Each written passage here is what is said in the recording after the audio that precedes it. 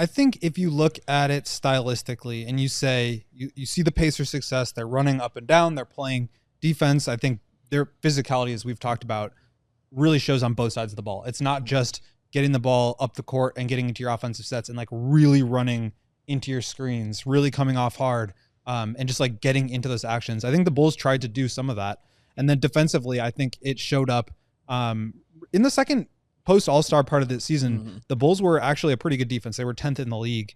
You can quibble about like how real that is and the schedule and all that stuff. That's totally fair. But they were a pretty good defense down the stretch. The Pacers, after All-Star, 5.6 net rating, Bulls 4.8. Both teams were top 10 in defense. Bulls and Pacers 13th and 14th in offense. So in terms of profile, in terms of style, you definitely see the comparison. And if you're Arturis, you're sitting here saying, we played like that.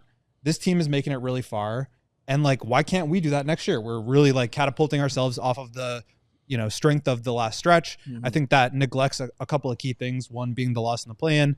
And two, to your guys' point, and first and foremost, the lack of a star player. But let's say that Arturis wants to say Josh Giddey is the Bulls' Tyrese Haliburton. Sure. They want to build around him in the same way that the Pacers are building around Haliburton.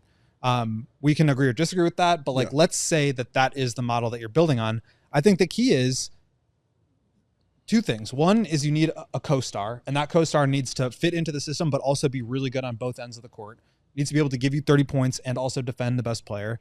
And then you need a rim protecting, floor spacing big. It can't be necessarily a pure lob threat in the form of like a Clint Capella or a Rudy Gobert, because that doesn't space the floor and open up driving lanes for your offensive engine. And it can't just be a three-point shooter that's not giving you anything defensively. The Pacers have been really good at protecting the rim, at defending the paint, and just making life really hard on teams on that end, despite really not having personnel that you would think of as like really high-level defenders. I think Nesmith, Nembhard, Siakam, Turner, all those guys have been really solid defensively and taken strides in their own game, and that has helped them get there. So I think there's a couple of key pieces missing for the Bulls, and those are hard pieces to figure out. They're hard pieces for a team with limited assets to go out and acquire, and I think that will be the challenge for Arturis moving forward.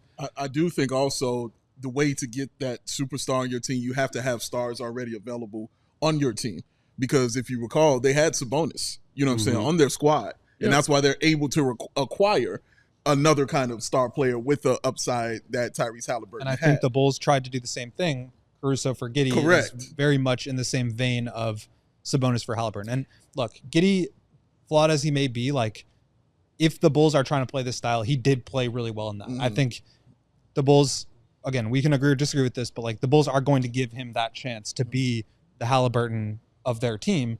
And so I agree with you. It's about how do you get the right pieces around him to really complement that. And like Kobe, I see in the comments, is an all-star, all-NBA next season. I hope so. Maybe, but like that doesn't fit anywhere of what the Pacers are doing. They have like defense 3-and-D guys up and down the rotation. And like Kobe, as good as he was this year, that's not really who he is. So how do you apply those same principles to a team that is built fundamentally very differently? For the old school people out there, it's kind of like Transformers and GoBots, with how the team is kind of being built. You see what the Pacers are doing. It starts with the star. You need a star. And then, you need another one.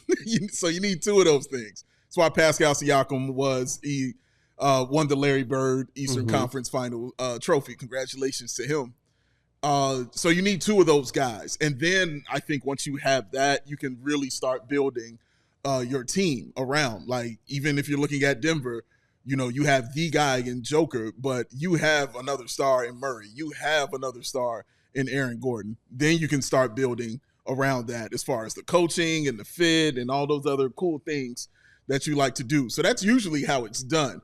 The Bulls have done it a different way and said, we'll just start with the 9 or 10 guys and get that going and out the way. And then we'll try to get a star because those 9 or 10 guys will be there. That's not the way to do it, but the Bulls are going and doing it that way. Not to say that it can't be done, just to say I haven't seen it done in that way. So, it's building backwards, in my opinion. The Bulls clearly know what they want to be and who they want to be with the Pacers, but yeah, man, it's like they're not looking at the instructions and saying, no, I can build that. Well, what about all those pieces that are left over there? They just put extra stuff in the box. No, that's stuff that you need to build right there, and they're not using. So you're watching the Pacers do it the right way. And, of course, Rick Carlisle, I can't forget him, and just how amazing of a coach that he is as far as X's and O's are concerned. It's not a dig at Billy Donovan, but, Rick Carlisle's a better coach. Like, he's a better coach. He always has been. So, yeah, it's just Transformers and GoBots. That's how I kind of look at it. I think it's because the Pacers play fast offensively that people are saying, well, this is what Billy and the Bulls have been doing. Just what Kobe and Josh and everybody out there, they're running team. Everything, well, can that work in the playoffs? Some people say no because the game slows down and gets much more physical in the playoffs. And that is, to some degree, true. But even still, the Pacers this season were that style of team offensively in ways that the Bulls were not. Like, the Pacers had a top 10 offensive rating this season. The Bulls were 20th. The Pacers were, I think, 4th or 5th in true shooting percentage this season. The Bulls were in the teens. Mm-hmm. The Bulls were a problematic offensive team when it came to turnovers. 15th in the NBA in turnover percentage. Pacers, 4th. They played fast but protected the basketball. So, like, yes, there are some similarities that I can see between what the Pacers are doing very successfully right now and maybe what the Bulls are trying to emulate with that style of play. But they are well short of it right now as they head into another season of theoretically trying to do this brand of basketball more and better.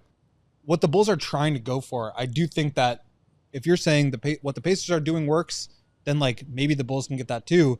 But I do think that there's like a couple of really core pieces that they're missing.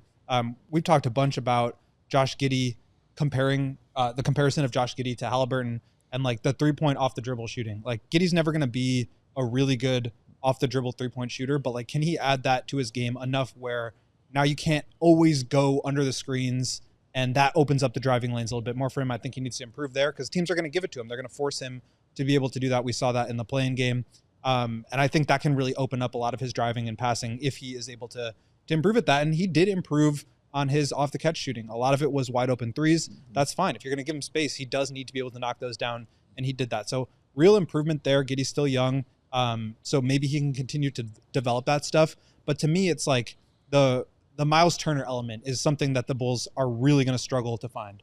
Let's say Modest turns into some sort of like, replica of Pascal Siakam, the, defensive, offensive, two-way player type of power forward who can create a little bit. Like, I don't think that's too much of a stretch.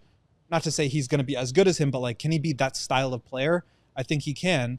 And you feel good about Kobe. You like have to continue to add your 3-and-D wings in there. But the 3-point shooting, rim protecting big is a really hard thing to be able to go out and get.